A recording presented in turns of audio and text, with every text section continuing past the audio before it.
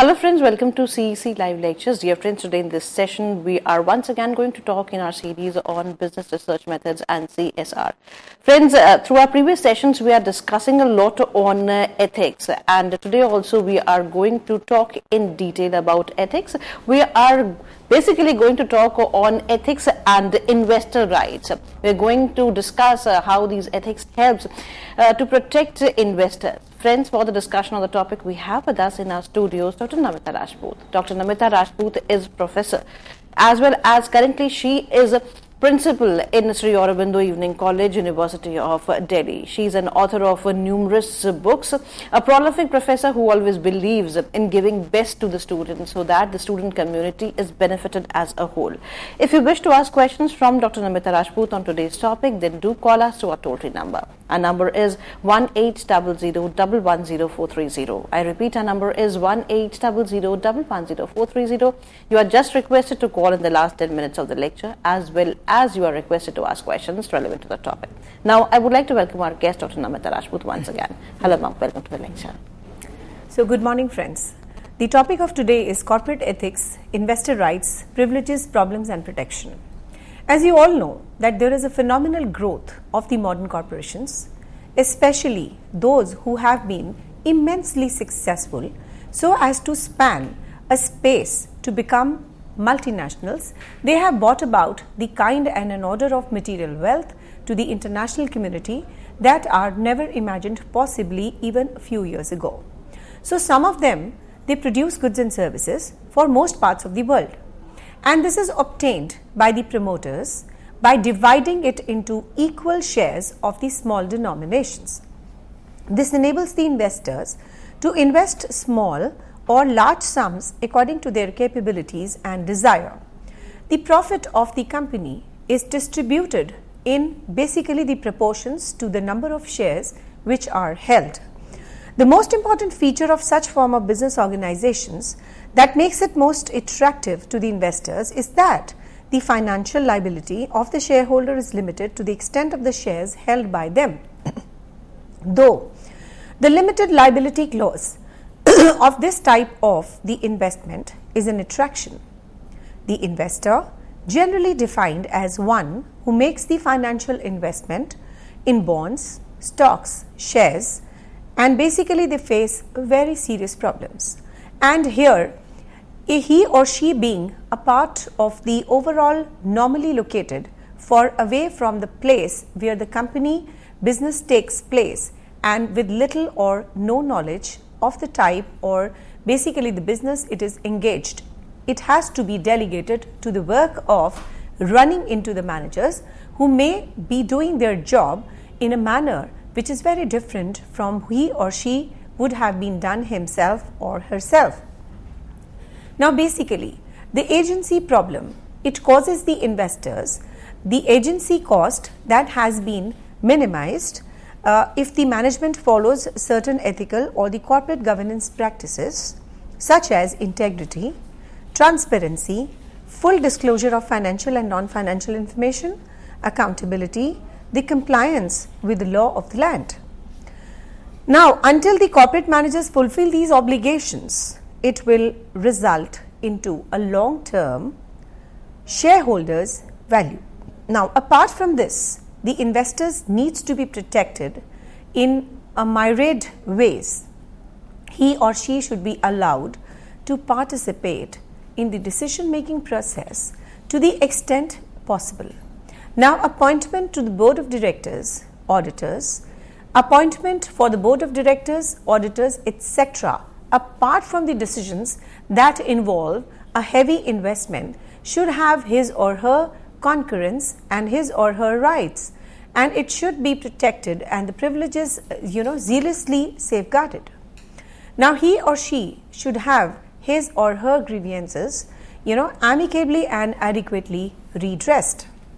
He or she should be paid his or her dividends basically in full or time, or basically it can be distributed in either ways. In sum, he or she should be treated for what or she or he is a shareholder who has a material basically the stock in the corporations.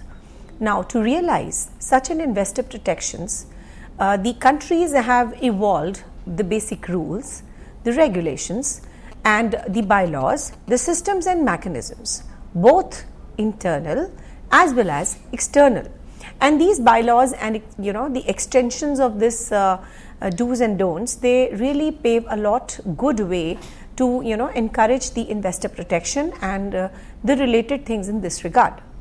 Now, all these internal features are covered if the companies follow universally and accepted ethical and the corporate governance standards, while the external comes are taken care of also. Now, by the public authorities of the countries concerned, it should be stressed here that the corporate governance is a major instrument of the investor protection. Now, in the following pages, we will go through the various facets of the responsibilities, problems, protection, which is definitely available to the investor to protect his overall internally as well as externally. Now, we will be talking about the ethical governance needed to protect the shareholders. Now, this is a very important topic which the students must understand, that as an investor, if we invest in a particular company, so overall it has to be taken care of the ethical governance needed to protect the shareholders. The corporate governance is needed to create a corporate culture of the consciousness, transparency and the openness. Now, it refers to the combination of the laws, rules, regulations and overall procedures and the voluntary practices to enable the companies to maximize the shareholders' long-term value. Now, it should lead to increasing the customer satisfaction, shareholder wealth and overall the value. Now, the corporate governance deals with the company's ability to take the managerial decisions vis-a-vis its claimants, in particular it's the shareholders apart from the other stockholders. Now, what are the theoretical basis? Basically, we are talking about the agency cost. Now, the most fundamental theoretical basis of the corporate governance is the agency cost. The shareholders are overall the owners of the joint stock, limited, liability companies and are its principal by virtue of their ownership. The principals defined the objectives of the company and the management directly or indirectly selected by the shareholders to pursue such objectives are the agents. Now, what is the theoretical basis and the agency cost? We will continue. While the principal might assume that the agents will invariably do their holdings and it offers not so, and they are offering into the bidding, it is often not so. In many of the instances, the objectives of the managers are quite different from those of the shareholders.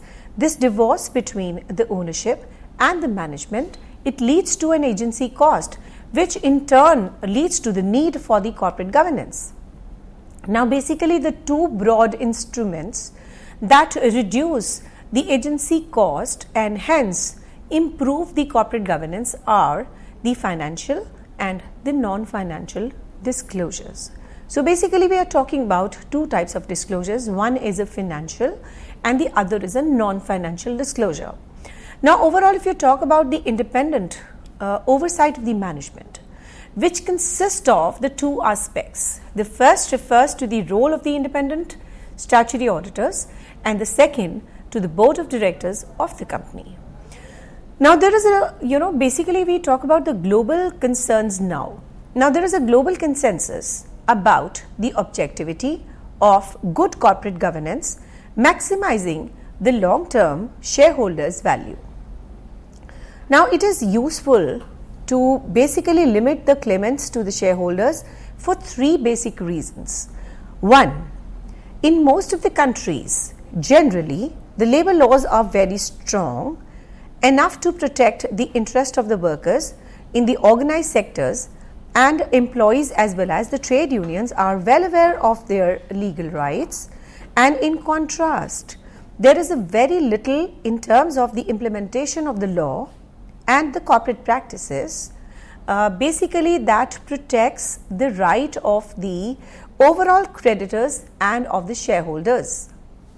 Now, there is much to recommend in the law, procedures and the practices to make the companies more attuned to the need for servicing properly the debt and equity. The managers have to look after the rights of the shareholders to the dividends and the capital gains, because if they do not do so, over time they face the real risk of the takeovers. And for the corporate governance code to have a real meaning, it must first focus on the listed companies.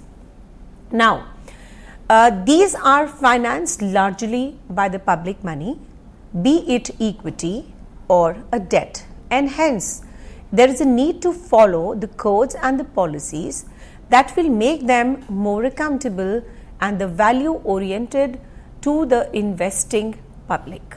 Now, there has been various committees and the boards that have been set up both internationally and in India to improve the situations of the shareholders with regard to the corporate governance.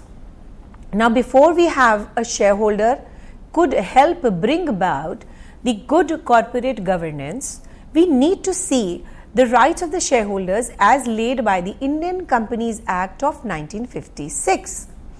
Now, we are coming on to a very interesting topic of today, that is, what are the rights of the shareholders? This, as a shareholder, you must understand, because all these things, they have a deep impact on the working of the company, investor protection, so on and so forth. Now, coming on to the members of the company, they enjoy basically various rights in relation to the company.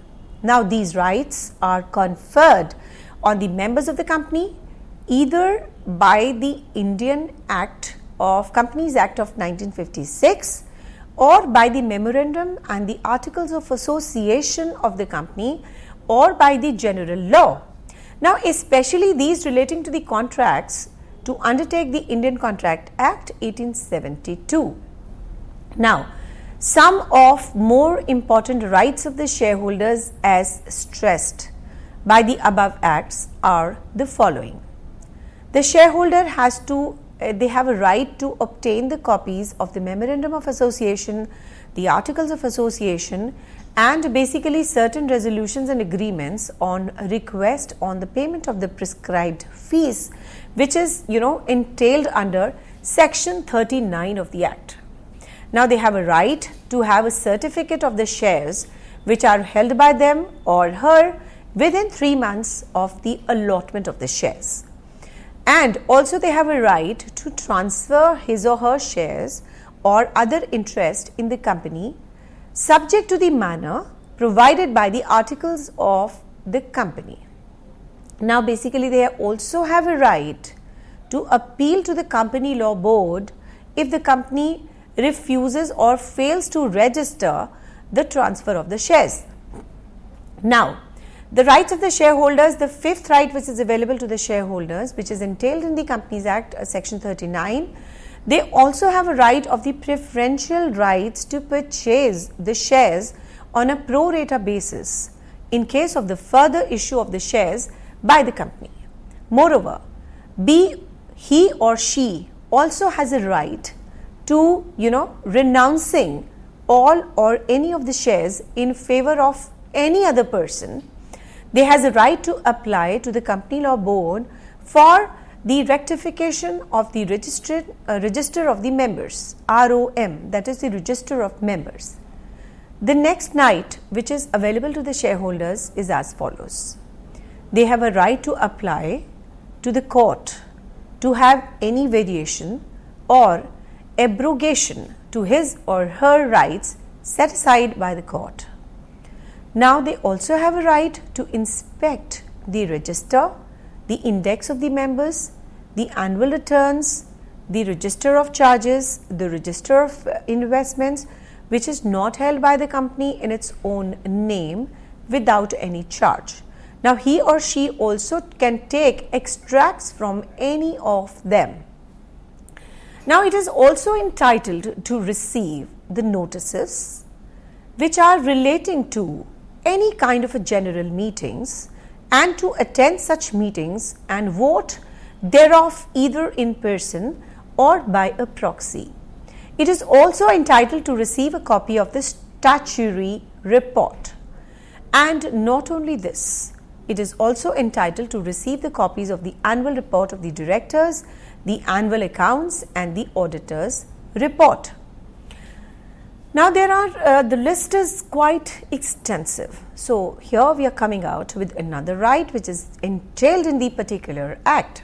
It is about they have a right to participate in the appointment of the auditors and the election of the directors at the annual general meeting of the company. They also have a right to make an application to the Company Law Board for calling the annual general meeting if the company fails to call such a meeting within the prescribed time limits. It can also require the directors to convene an extraordinary general meeting by presenting a proper acquisition as per the provisions of the Act and hold such a meeting on a refusal. It can make an application to the Company Law Board for convening an extraordinary general meeting of the company where it is impracticable to call such a meeting either by the directors or definitely by the numbers and the members themselves. Now, coming on to the 16th right which is entailed in the particular Act of the Companies, it is entitled, that is, all the shareholders are basically entitled to inspect and obtain the copies of the minutes of the proceedings of the general meetings. They also have a right to participate in the declaration of the dividends and receive his or her dividends duly. They also have a right to demand the poll in the company. Not only this, they also have a right to apply to the Company Law Board for the investigation of the affairs of the company. Now, when you talk about the rights of the shareholders, the list is not complete as yet. They also have a right to remove the director before the expiry of the term his or her office. They also have a right to make an application to the Company Law Board basically for relief in case of the oppression and the mismanagement in the company. They can make up a petition to the High Court for winding up of the company under certain circumstances. Now, they also have a right to participate in, posing of a special resolution that the company be wound up by the court or voluntarily, as the case may be. They also have a right to participate in the surplus aspects of the company, if any, on its winding up. Not only this, however, whether the shareholder has these rights in reality or he or she is even aware of his or her rights is not, basically the moot questions that leads invariably to unscrupulous management, the unwary investors for a ride. Overall, we have discussed in this session the shareholders' rights, which I would like to give you a recap because it is very important topic of today. Now, just a small recap. There are certain rights which are entailed in the Companies Act relating to the shareholders. So, just a small recap of what we did. Some of the important rights I would like to point out here. They have a right to obtain the copies of the essential documents like MOA, AOA, that is the Memorandum of Association, Articles of Association, on payment of a particular prescribed fees, which is entailed in section 39. Not only this, they have a right to have the notice for all important meetings. They have a right for a certified number of shares to be held within 3 months of the allotment. They must have the certificate. They also have a right to transfer them because you are not permanently wedded to a company. Even if you want to transfer, you are allowed to do that. They also have a right to appeal to the Company Law Board if the company refuses or fails to register the transfer of the shares. They also have a preferential rights to purchase the shares on a pro rata basis in further issue of the shares by the company. However, he or she they have a right to renouncing any of the shares in the favors of any other person. They also have a right to apply to the company law board for the overall rectification of the register of members. And not only this, they have a right to apply to the court in case of any kind of the abrogation to his or her rights set aside by the court. They also have a right to inspect the register and the index of the members, annual the returns, the register of charges and register of investments not held by the company in his own name without or any charge. He or she can also take the extracts from any of them. And definitely they have a right for all kind of a general meetings. They are also they can receive the annual report of the directors, annual accounts anytime, annual reports and audited reports also anytime. They also have a right to participate in the appointment of the auditors, election of the directors, which are very vital for the company. They also have a right to make an application to the company law board for calling the annual general meeting, and it fails to call such a meeting within the prescribed time limits. They can require the directors to convene the extraordinary meeting also in case it is not held. Under special circumstances, they are also allowed to make the applications of the company law board for convening the extraordinary meeting of the company wherein it is impracticable to call definitely for such meeting either by the directors or by the members themselves. And last but not the least, they have a right to remove the director before or expiry of the term and make the petition to the High Court for winding of the company in case of any kind of operation and mismanagement. They have a right to participate in passing of any kind of a special resolution. Of course, they also have a right to participate in the surplus assets of the company, etc. However, whether the shareholders have these rights in reality or he or she is even aware of his rights, it is definitely a moot question that leads invariably to unscrupulous management taking the the investors for a ride. So I hope with these vital points you'll be able to understand that what are the specific rights which the shareholders can uphold, and they can even propagate such rights, which is very important for them to understand for their own protection. Thank you so much. With this note, thank you, ma'am. Thank you so much for giving us this productive session. Friends, you are requested to be with us as we are back after a short break and we are going to discuss more. Thank you.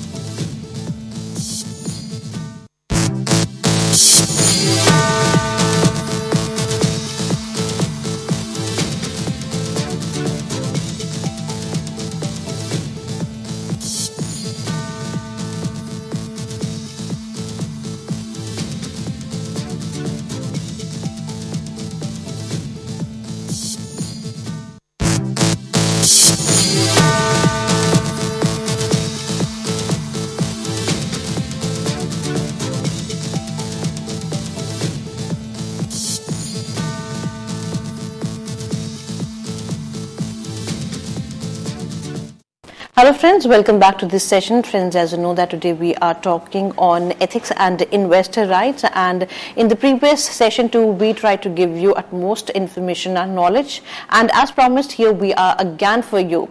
Friends, for the discussion on the topic we have with us in our studios Dr. Namita Rajput. Dr. Namita Rajput is Principal in Sri Aurobindo Evening College, University of Delhi. Friends, if you have any doubt or any question in mind, then do call us through our toll-free number. Our number is 1-800-110-430. You are just requested to call in the last 10 minutes so that first you could have more of knowledge, and afterwards we promise to give answers to your questions. So Dr. Namita Rajput. Hello ma'am, welcome back. So in this part of my lecture, I will be concentrating on the views of the various committees on the particular issue which we have discussed at length in the previous session. Now basically we talked about the rights which are available to the shareholders. Even I gave you the recap. There are so many rights which are entailed in the particular act to protect the shareholders. So now we will give you the views of the various committees on this issue. Protection of the shareholder rights is most important in order to ensure the long-term shareholders value, which is in all end to all the corporate governance. Several committees have been formed by the Government of India so that the shareholders can take care of these aspects. Among these are Security and Exchange Board of India, we call it as SEBI, the country's capital market regulator, the Confederation of the Indian Industries, that is CII, and the leading industry association. Now basically they have discussed the issue in great detail, and their considered views on the subject of the shareholder investor rights and how these can be achieved are given here. The various committees have been set up both in India and elsewhere to guide the shareholders with regard to good corporate governance practices, especially for the long-term interest. One among them is the working group on the Companies Act set up by the Government of India, which has recommended many financial as well as the non-financial disclosures. These disclosures, they call for a greater transparency in the accountability and accounting of the organization. It calls for a tabular form containing the details of such directors, the remuneration and the commission, which should form a part of the director's report, in addition to the usual practice of having it as a note to the profit and loss account, because these things, they should be highlighted, the financial as well as the non-financial, but they are pertinent issues, and as a matter of fact this should be highlighted.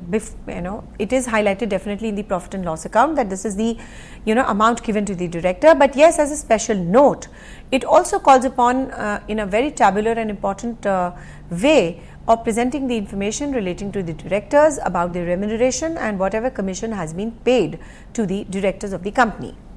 Also, any cost incurred by using the overall services of a group, a resource company must be clearly and separately disclosed in the financial statements of the user company. Again, where the company has raised funds from the general public, it would have given a separate statement showing end to end of such funds, namely how much was raised versus the overall stated and the actual project cost, how much it has been utilized in the project up to the end of the financial year, and what is the residual funds which are left in any of the invested and in what particular firm. Now there should also be a disclosure on the debt exposure of the company. This is also a very important paradigm and the frontier of the company, that how much is the debt exposure, because it signifies the particular amount of the risk also. Now with regard to the non-financial disclosures, the working group which is called for a comprehensive report on the relatives of the directors, either as employees or the board members, to be an integral part of the director's report of all the listed companies. The company should also maintain a register which discloses the interest of the directors in any of the contract to the arrangement of the company, and in fact such a register is made and is open to the inspection needed to be known to the shareholder in the particular annual general meeting. The details of all the loans of the directors should be disclosed as an annex to the directors' report, in addition to being a particular part of the schedule of the financial statements. Such loans should be limited to only 3 categories: housing, medical assistance, and the education for the family members, and be available only to full-time directors of the company. The detailed terms of the loan would need the shareholders' approval in the general body meeting, and these are some of the disclosures that need to be made. The company should understand basically that these particular types of things, and the other things being equal, greater the quality of the disclosures, the more loyal the company's shareholders would be. Because if the level of the transparency moves up, the level of the overall transparent and disclosure practices are in order, it has a direct spillover onto the loyalty of the shareholders, which is very important for them to understand. Because if you want the loyalty of the shareholders, so they want a complete clarity, disclosures in relation to financial as well as the non-financial issues, because they have a direct bearing onto the loyalty of the company. Now, the working group of the companies, which is based on the recommendations, a number of changes were introduced in the company's bill in 1997. However, since many of these recommendations were not mandatory, it would not have impacted on the corporate governance scenario in particularly India, because it was not mandatory at all. It was definitely voluntary. Now we are talking about the next committee guidelines. The next committee that had considered the impact on the corporate world with regard to the rights of the shareholders to ensure the corporate governance in the organization was the report submitted by the CII. The Confederation of Indian Industries has pioneered the concept of the corporate governance in India and is internationally recognized names in this area. Its code, Desirable Code of Corporate Governance, was the first of its own kind in India and is recognized as one of the best in the world. The corporate India has started recognizing the pivotal role that the disclosures play in creating the corporate value in increasing the market orientation environment. The objective of the CII was to develop and promote a code of the corporate governance to be adopted and followed by the Indian companies, be these in the private sector banks or the financial institutions, all of which are the corporate entities. The initiative of the CII flowed from the public concerns regarding the protection of the investor interest, especially the small investor, the promotion of transparency within the business and of the industry. Now we are talking about the CII's Committee on the Corporate Governance. There is a need to move towards international standards. When you talk about in terms of the disclosures of the information by the corporate sector, and through all of this to develop a high level of public confidence in business and industry. This code required the listed companies to be given the following information under the additional shareholders information: the high and low monthly averages of the shares, the prices in the major stock exchanges where the company is listed for the reporting year, the greater details on the business segments up to 10% of the turnover, giving shares in the sales revenue, the review of operations, the analysis of the markets and the future prospects. These recommendations they are like those of the working group, were not mandatory, and therefore most of the companies they did not take them very seriously. The CII was the first to come out with its version of audit committee. The SEBI, as the custodian of the investor interest, did not lag behind. On 7th of May 1999, it basically constituted a 18-member committee which is chaired by young and forward-looking industrialist Kumar Mangalam Birla. He was a chartered accountant himself on corporate governance mainly with a view to protect the investors' interest. This is definitely the recommendations given by the Kumar Mangalam Committee is a landmark in the corporate governance area perspective. The committee made 25 recommendations, 19 of them mandatory, which were enforceable in the court of law. The listed companies were obliged to comply with these on account of the contractual obligations arising out of the listing agreement with the stock exchanges. It is interesting to note that Kumar Mangalam Birla Committee, while drafting its recommendation, was faced with the dilemma of basically the statutory versus the voluntary compliance. As mentioned earlier, the desirable code of corporate governance, which was drafted by CII and was voluntary in nature, it did not produce the expected improvement in the corporate governance. It was thus felt that under the Indian conditions, the statutory matters than the voluntary code would be far more effective and meaningful. This led to the committee to decide between the mandatory and the non-mandatory provisions. The committee felt that some of the recommendations were absolutely essential for the framework of the corporate governance and is virtually, it would form its code, while others could be, considerable as desirable. Besides some of the recommendations needed, there is a change of the statute, such as the Companies Act, for their enforcement. Now, faced with this kind of a difficulty, the committee, settled for two categories of the recommendations, namely the mandatory and the second is non-mandatory. The committee made the following recommendations, especially with regard to the shareholders. The shareholders are the owners of the company, and as such, they have certain rights and responsibilities. But in reality, the company cannot be managed by the shareholders' referendum. They are not expected to assume the responsibility of the management of the corporate affairs. A company management must be able to take the business decisions rapidly, which cannot be done if they were not in consultation with the shareholders, who are too numerous, scattered for any kind of a meaningful consultation.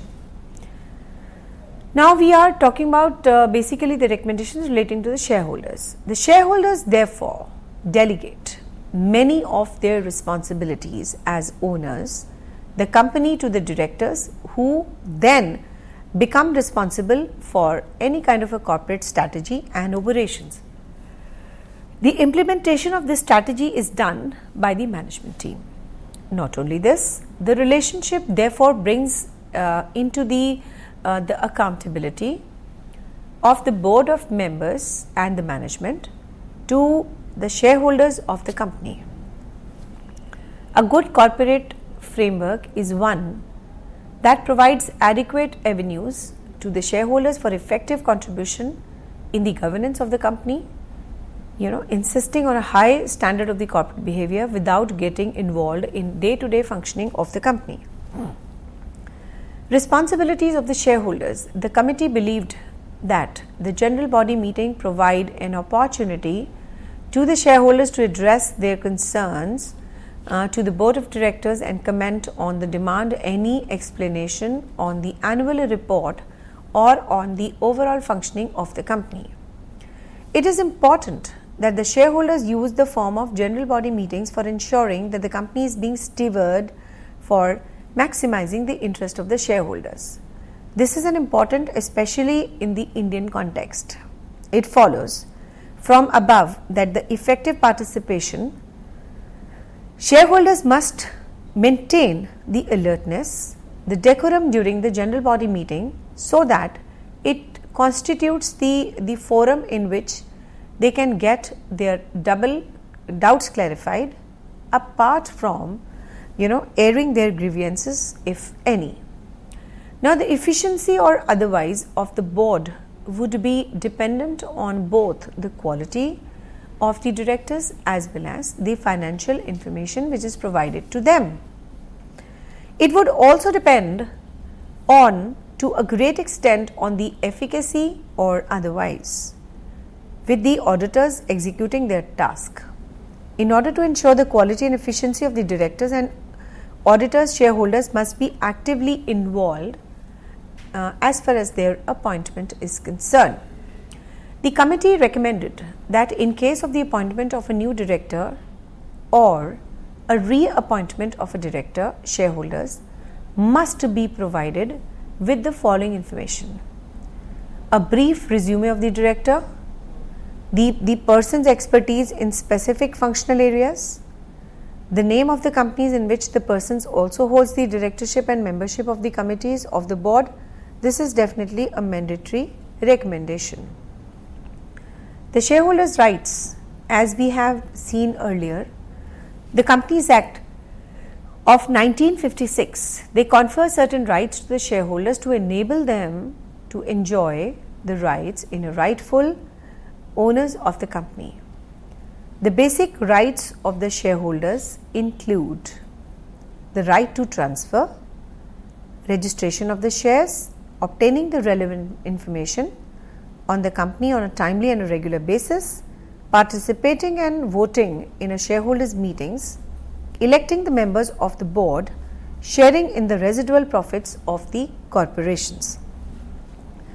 The committee therefore recommended that as the shareholders have a right to participate in and be sufficiently informed on the decisions concerning the fundamental corporate changes, they should not only be provided the information as under the Companies Act, but also be updated in respect of other decisions relating to material changes such as takeovers and such sale of assets and the divisions of the company. They should also be informed on the changes in the capital structure that will lead to the change in control or may result in certain shareholders obtaining the overall control disappropriate to the equity ownership. Now, the overall committee recommended further that the information such as quarterly results and the presentations make up the company to the analyst may be put to the company website and and then sent in such a form to the stock exchanges on which the company is listed to put this information in the websites. The committee also recommended that the company's half-yearly declaration of the financial performance, including the summary of the significant events in the last 6 months, should be sent to each household of a shareholder. Now, this recommendation is mandatory. The Kumar Mangalam Birla Committee also prescribed that the committee must have appropriate systems in place which will enable them to the shareholders to participate effectively and value in the shareholders meetings. The company should also keep the shareholders informed of the rules and the voting procedures which will govern the general shareholders meeting. This recommendation is also mandatory. The annual general meeting of the company should not be deliberated, held at inconvenient venues or at the timings which makes it difficult for most of them of the shareholders to attend. So, a proper timing, right day should be chosen for any kind of the annual general meeting of the company. The company must also ensure that it is not inconvenient or expensive for the shareholder to cast their votes. This recommendation, which has been given by the Birla Committee, is also mandatory. Now, in the today's context, when you talk about in India, it is the practice that the AGMs, that is the annual general meetings, are held regularly by the companies in more formally in order to comply with the law. This is because either very few of the shareholders are able to attend the AGMs because they are either not in the city where they were held or shareholders are scattered through the length and the breadth of the company, as in cases of the large companies. This makes the corporate democracy a mere mockery.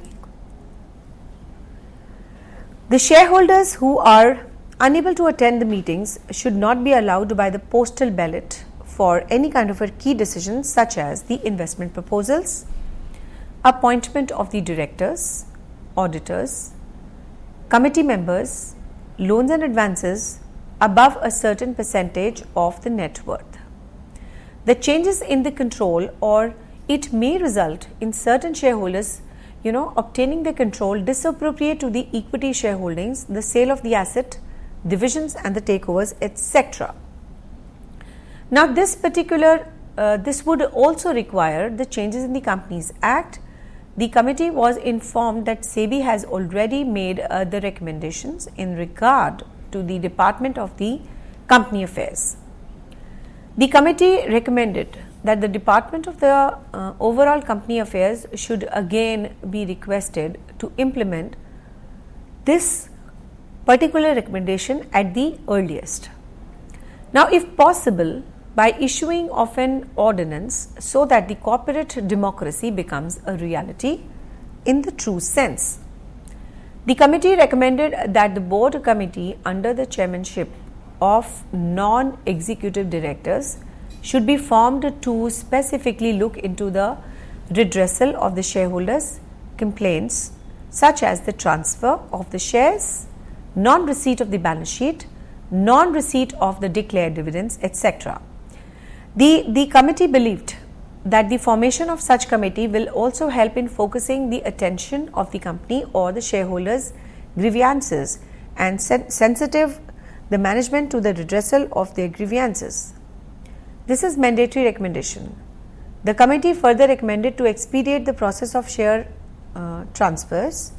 The board of the companies should delegate the power to share transfer to the register and share transfer agents also. This is also mandatory recommendation.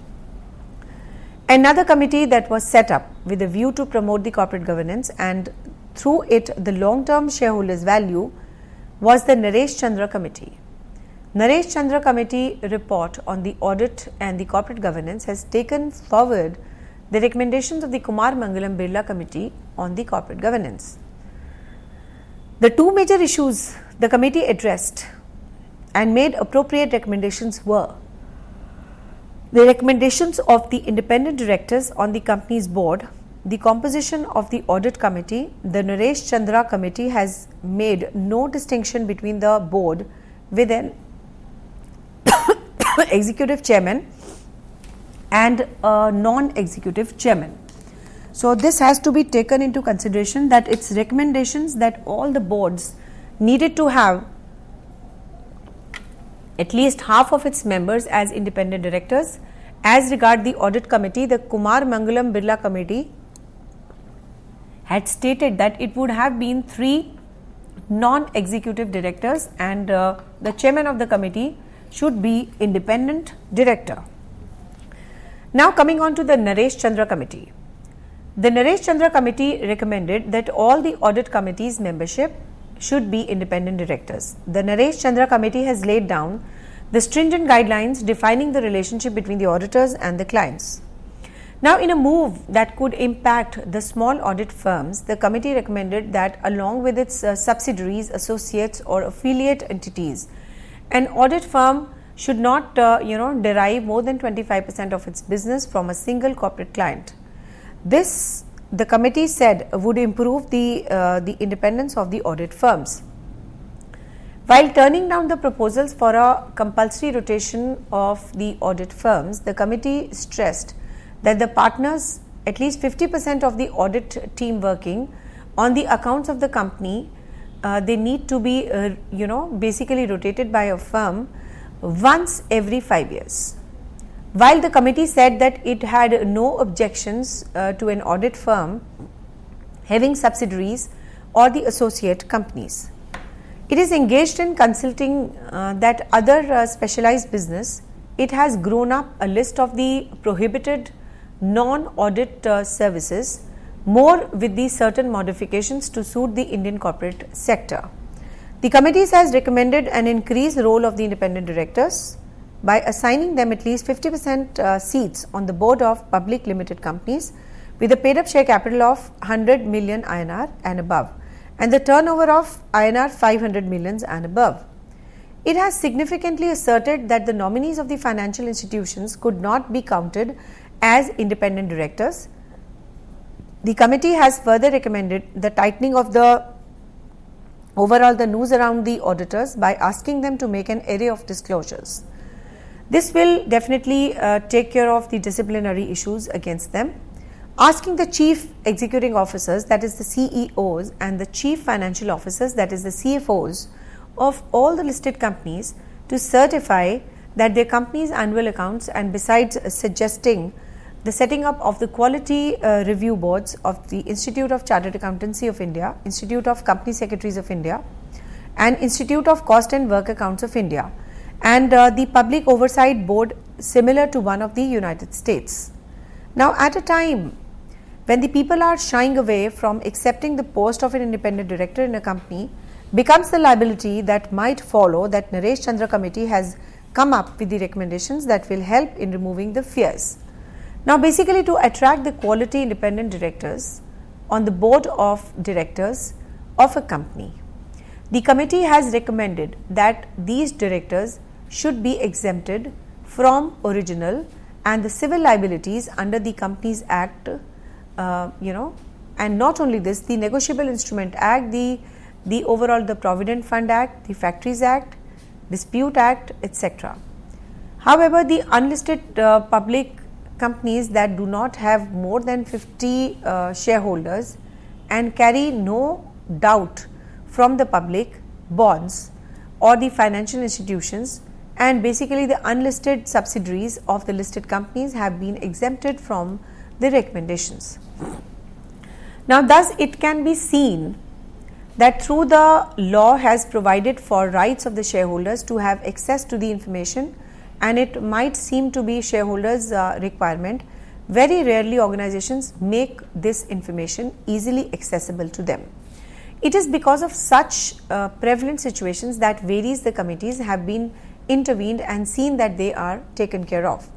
However, notwithstanding all these efforts, nothing concrete has come down for the public authorities to prevent the corporate misgovernance. So, with this, I hope discuss so many committees, and the issues relating to the shareholders protection, they are very clear to you.